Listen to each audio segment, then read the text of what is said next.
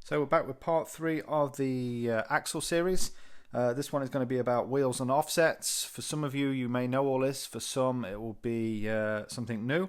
So take from it what you will. This is what I learned on my voyage on wheels and offsets. And this is all in collaboration with the axle widths. And we're going to be talking about that and how to get your axles fitting correctly within your car. So whether you have the wheels already or whether you have the axle already, we're going to talk about what is going to work for your unarched Escort or arched to turn a bad looking stance into a badass looking stance. So for this, we're going to use my car and my example. And this is based on a standard Escort Mark II, as you've seen in the previous videos. If you haven't, go back and look at them. I've arched the rear of the car, and I'm using the Monte Carlo arches, which are a little bit wider than normal. Just to give you a little bit of background on my situation, I didn't know what axle to get. I didn't know what size axle to get. I didn't know if I was going to get a Capri axle, whether I was going to get a custom axle, but I knew what wheels I wanted to run. I wanted to run an 8 or a 9 inch on the rear. I wanted to run quite a negative offset, so it gives me a deep dish looking wheel, and we'll talk about that shortly as well if you're not sure what that means. And I knew I wanted the widest arches I could find. So this working example here is based exactly off my car, and you can see here we have the Escort Mark II. Imagine it's up on jack stands. The arches were fitted to the car, although they weren't fitted in my case. I just kind of stuck them on with tape just to give me some figures. While the arches were on the car, I dropped a plumb line down from the inside of each arch to a point on the floor. I marked that point on the floor on both sides. So in this case, it doesn't really matter if the car is sitting level or not, because the plumb bobs will take the parallel track basically between the two arches. So whatever distance you're getting will be the actual arch distance. So I measured down, and here you can see that the distance X between the two arches was 68.9 inches or 1750 millimeters. So that was my overall distance between the two arches. So I put down on paper, pretty much like I've done here, is I've put in the wheels. I won it, and we'll talk about what size wheels I chose. And then the distance, obviously, between the mounting faces of the wheels is the required axle length. And this is the route I took once I decided I wanted a custom axle. And pretty much the first or second question the axle builder said to me was, how long do you want this axle? So obviously I had to do a little bit of math to work it out, which is why I'm putting it all down in this video. So if you're in the same situation, you can come up with an answer. So the journey starts really with talking about wheels. Wheels are measured generally 3 ways. Height, and in terms of Escort territory, we're looking at a 13 inch, which was the smaller one, standard wheels. They did go up to a 15 inch with gravel tires when they were kind of going off stage. But you can get a 17 inch wheel with a very low profile tire onto the back of an Escort with standard arches. Not the full arch. If you've tubbed the arch, just the outer part like I've done, but you've still kept the standard inner arch, you can get a 17 inch wheel in there.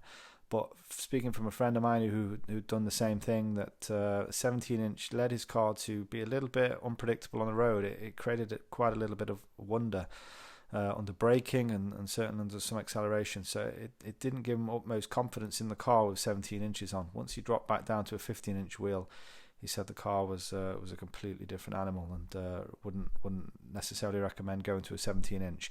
But if that's your thing, you want big wheels, big 17 inch wheels on your Escort, then certainly they will fit. If you've cut out the most part of your arch, but yeah, you may have some controllability questions. Widths, again, Escort territory, we're looking at a 7, 8, 9, 10 inch. If you're Mr. Extreme and you've got some really, really big arches on the back and you want some maximum traction, you can go up to 11 inch wheels on the back. Now, alloy wheels, when you're measuring the width, we'll talk about this more in detail as well, but they're actually measured, the width is actually measured between the lips of the wheels. So to get your actual accurate width of your wheel, you need to take your tire off and measure between the two lips on each side, like the mounting flanges for your beads on your tires. And I'll show you more about what I mean by that. So when we're talking about this overall distance, just because you've got an 8-inch wide wheel, don't assume that that wheel is exactly 8 inches wide. You need to remember to add the lip, add the width of your lip, but also maybe even your tire. Some of these tires have got like a curb protector and they stick out from the lip a little bit more. So you need to take all that into consideration when you're trying to squeeze the fattest wheels you can underneath your Escort.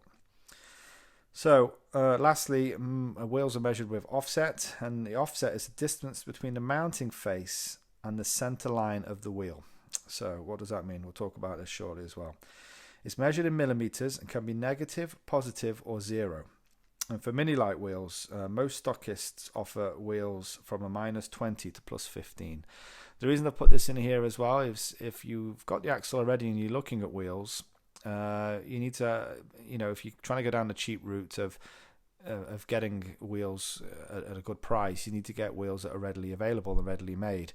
So you need to start looking at common sizes, and you start looking on Motorsport Tools and Mini Light themselves, and they're generally offering these wheels for Escorts in the region of around -20mm offset to a +15. Obviously, you can go down the custom route and you can have wheels made slightly different offsets to that. However, it's going to be more costly. You're going to have to find the tires to fit that, depending on how wide you go. And also, because it is costly, if you're going to start rallying them or being a bit of a hot boy on the streets and start curbing them and swinging the back ends out left, right and centre and damaging them, then obviously you want the cheapest replacement you can get. So I went with a very common wheel size on mine. I went with a -12. And as I say, minus gives you slightly offset in that the center of the wheel is more towards the axle side, so it gives you like this deep dish looking wheel, and that's quite a common size, -12. Looking here now at the offsets, we're looking at 0 offset here. So you can imagine the wheel face is on the right hand side, so the wheel face is what you would see basically as looking at the wheel while it's on the car. That's the nice side, and then you've got the back side, which has got the mounting face that would go onto your hub. Basically, in this example, it's an 8-inch wide wheel, which is 203.2 millimeters wide. Now you divide the wheel by 2, and it gives you a center line there of 101.6 millimeters. And basically that is your 8 inches divided by the 2. But as I said at the start of this video, is you need to add in the lips of the wheels themselves, and in my case my lips were around 8 millimeters each side. So this is based off my wheel. I went with an 8-inch wheel, which was a -12 offset, but in this picture here it's a 0 offset, just to show you what a 0 offset is. You can see the mounting face of the wheel is directly in the center of the alloy wheel itself, and that includes the center of the lips and the center of the gap between the lips. This wheel with the 8mm lips each side is actually 8.63 inches wide, which is 219 millimeters wide. So although it's an 8-inch wheel, as sold as an 8-inch wheel, it's actually 8.63 inches wide, because you have to take into consideration them lips. And as I said before, if you're running a tire that's got tire rim protectors or lip protectors that stick slightly proud of the lips as well, then you need to take into that distance into consideration if you're trying to squeeze them under your arches. So this next example is a minus offset. So it's the same wheel. It's 8 inches wide. The center line of the wheel would be normally 101.6 millimeters. But this example, you can see the green line is moved slightly to the left, which is the opposite to the wheel face. So the mounting point of the wheel is moved more towards the brake, if you like, more towards the axle, and further away from the wheel face that you would see. So it gives it a deep dish look. And in this case, the mounting face of the wheel is 89.6 millimeters from the inner lip. So this is 12 millimeters removed from the center line. Remember, the center line was 101.6, so minus your 12 gives you 89.6. So this is a negative offset wheel, and it's offset by 12 millimeters. And this is the exact wheel that I'm running on my Escort. And lastly, we've got a positive wheel here, positive offset, and this is what a positive offset looks like. again, we have the red line that's running straight down the center of the wheel. And if you look at example 1, that should be 101.6, but we're actually 89.6 millimeters further towards the outside of the wheel. So that offset is a plus 12.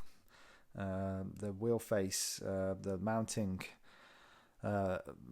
face of the alloy is more towards the wheel face, and this gives you the look like the spokes are almost protruding through. And in some wheels they'll actually kind of stick out of the rim, if you like. It's the opposite to a deep dish look. You've got this very awkward looking wheel. I'm not a huge fan of plus offsets, if I'm honest. It does look like the spokes are sticking out further than the outermost part of the rim and the tire, and sometimes that's very noticeable. It makes the wheels look very awkward.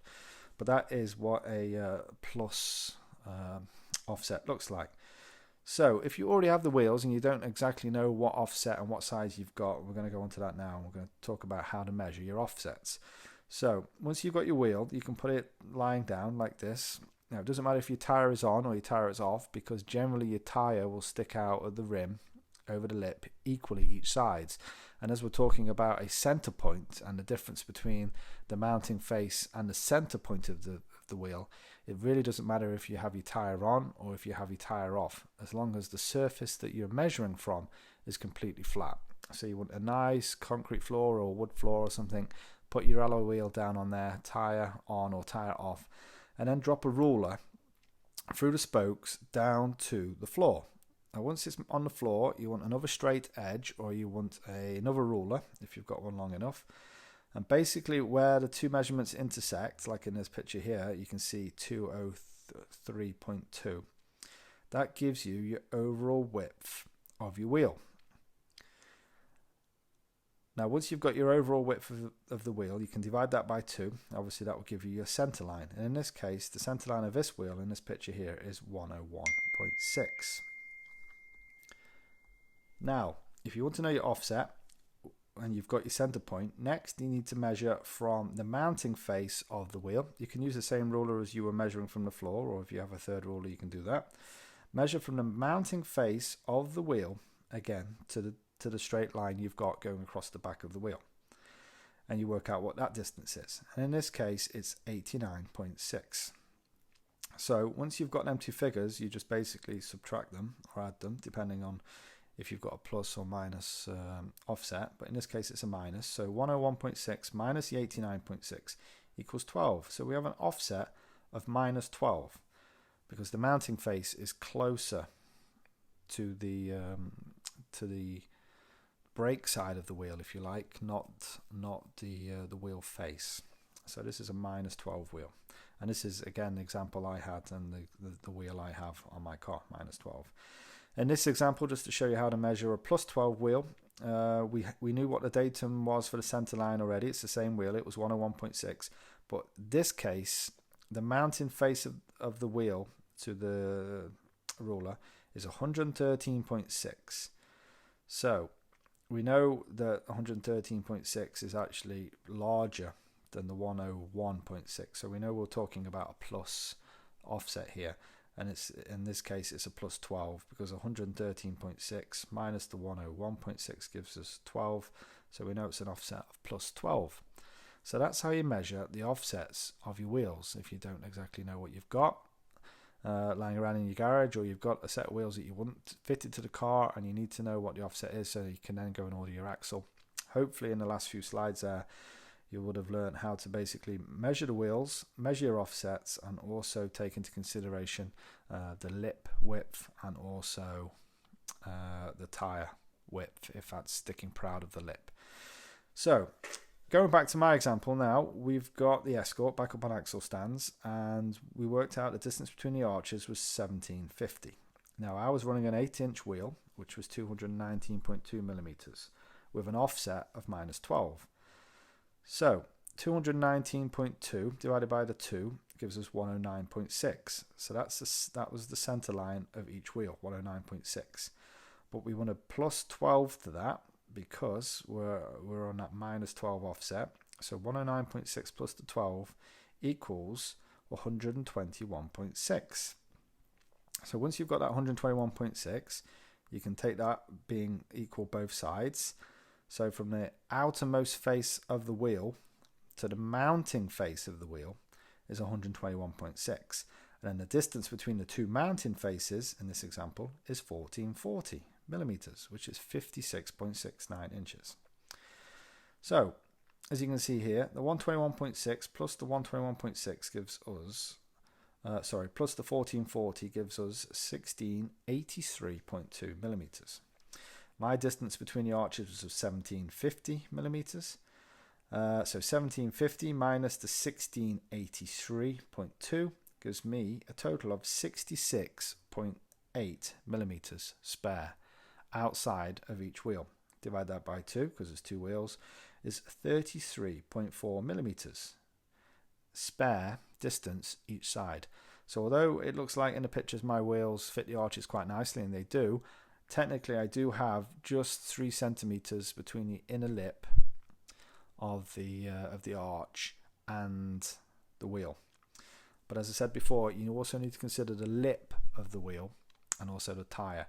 So that 33.4 millimeters each side is the exact figure based on the lip of the alloy.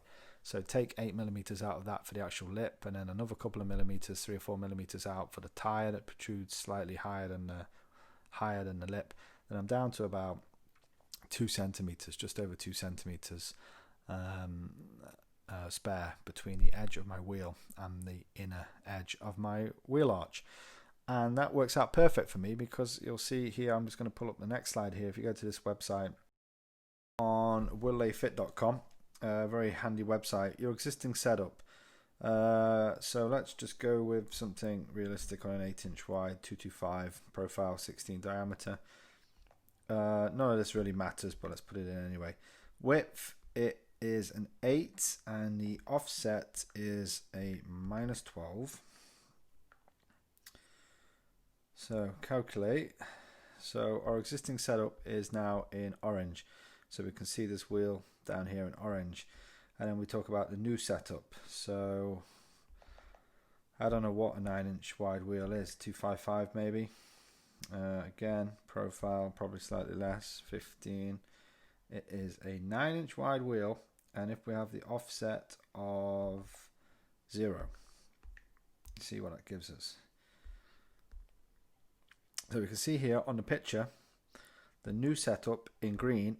If we go with a 9-inch wheel that is a 0 offset, it doesn't protrude any further. The poke for the existing setup is 113.6, and the new will be 114.3.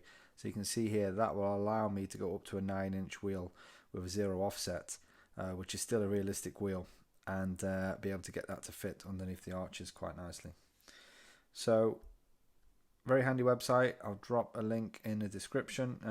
You can play around with it. You can change all the offsets and see basically what effect that has on your setup. So with a 20 offset, you can see existing setup, a poke will be less. So it's a positive offset, brings the wheel in. Not a fan of the positive offset, so let's go -10. See how that will look. -10 should stick out a little bit more. Sure enough, there it does. But even with a poke out of 124, it's 1.1 centimeters more than my original wheel. I should still be able to fit a 9-inch wheel, even with an offset of 10. So happy with that. Hopefully this video has cast some light onto that. It was pretty quick. I'm not entirely sure what time we're on here, but a lot of information, so feel free to watch it again. Any questions, drop them in the description below or in the comments below, and I'll try to get back to you. But hopefully it gives you enough food for thought for you to basically consider what wheels you have. Think about the offsets of them wheels. If you don't know the offset, I've showed you how to measure that. Consider your lip width, and then consider your tire sticking out from that lip by a couple of millimeters as well. And then from that, hopefully you can then discover what axle you want. Now conversely, this works the opposite way. If you already have the axle for the car and you want to talk about wheels, you don't know what wheels to get to fit the axle and your arches, then basically you just do this calculation that we've done here on the screen, but you work it backwards. You work out what your axle length is, and then you work out from the mounting face or on the axle to the inner edge of your arch. You work out what that distance is, and then from that, hopefully there's enough information in the video for you to then go away, work out what size wheel will fit, and certainly what offset you'd need to get that size wheel to fit as well. So hopefully there's enough information there for you. Again, thanks for watching. Sorry it's taking so long for these videos to come out live. I don't know what's going on. It's just absolutely crazy right now. Stuff is coming at me left, right and center. Hopefully video 4, which will be the last video in this series, we'll be talking all about the Group 4 axle, fully floating hubs. What are they? What do they do? What are the advantages? And then we'll be talking about all the things associated with the Group 4 hub, like the watts cover, strengthening plates, kind of brakes you can fit on there, things to consider if you're going to be running a 13-inch or 15-inch wheel. That obviously limits the size of brakes that you can fit on there. Toe correction kits and even camber correction kits. We'll talk about it all in the last video, and then hopefully this video series will give you enough information to go out there and make an informed decision on what axle you want, what wheels you want, and what kind of modifications you want to that axle. But again, thanks for watching, and we'll see you on the next video, video 4. And if you like, please click the subscribe button and click the bell to be kept up to date with any releases and notifications. Thanks again for watching.